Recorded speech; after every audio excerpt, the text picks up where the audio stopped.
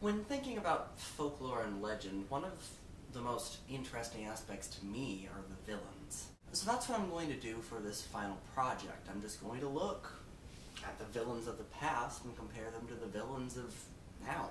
So first... So, you are talking about villains?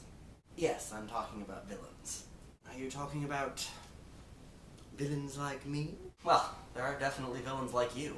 That individual standing there in the doorway is a very traditional villain. Looks like a villain, acts like a villain, he's a villain. A good example, connecting it to this particular class, is that these are the fairy tale villains.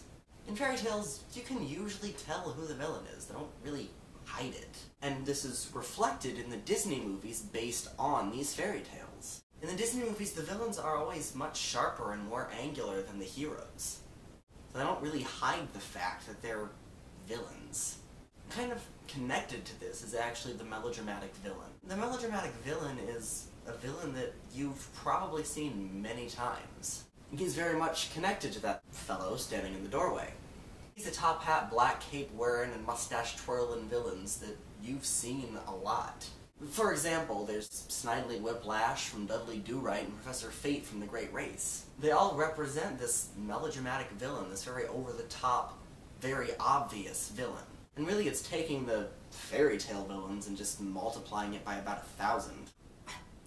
I think you've done us traditionalists very well. There has been a trend lately to change the way we see these villains, and in many ways, make them much, much, much more interesting. The first example that I'm going to give is the villain that you don't expect to be a villain. My example is the villains from the Da Vinci Code and Angels and Demons. Now, I'm not going to give anything away, I'm not going to say who the villains are, but I will say that I definitely wasn't expecting them to be the villain.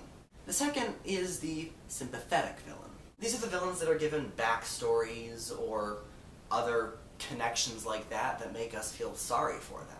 And I have two big examples. One is Dr. Horrible. And I did write a paper on Dr. Horrible, so I'm not going to go into too much detail, but you know that Dr. Horrible is trying to become a villain, and if you read the comic books about it, you know why. And the second example is Regina Mills, or the Evil Queen from Once Upon a Time. Once Upon a Time is one of the best fairy tale adaptations that I've seen.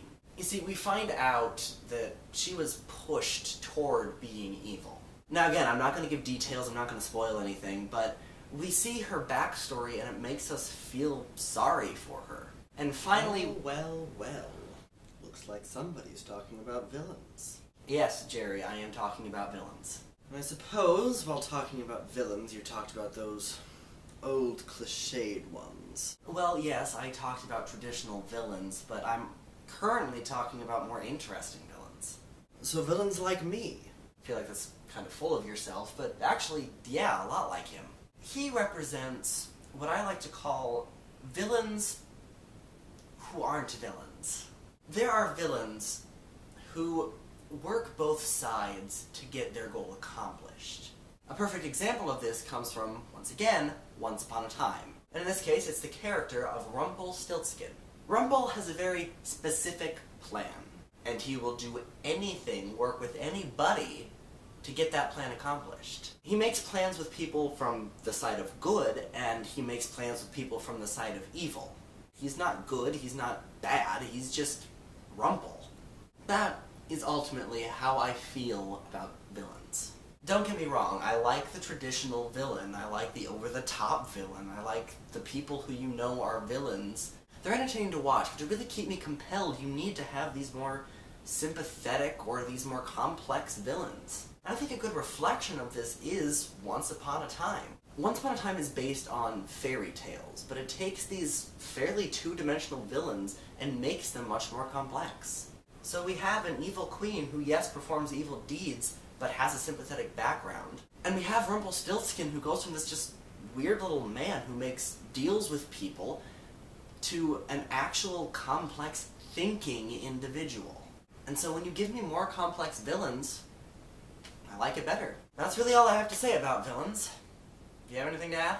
Oddly enough, you've pretty much covered it. So I hope you enjoyed this particular presentation. Have a good break.